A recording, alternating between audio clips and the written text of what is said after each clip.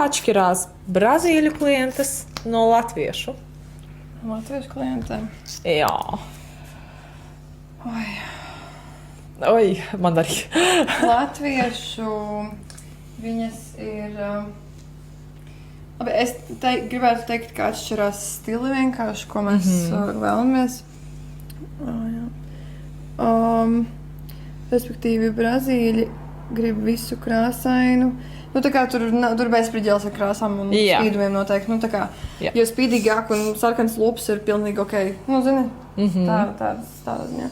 Tā kā man tur noteikti bija... Man bija interesants arī, tā kā... Bišķiņi atkāpt laikā atpakaļ uz to Nikita Tori. Zini, no tādu laiku, kas man patikās. Bet nav tā, ka kāda ir piekasīgāka par, kuras ir tādas prasīgākas, kaprīzākas? Latvijā.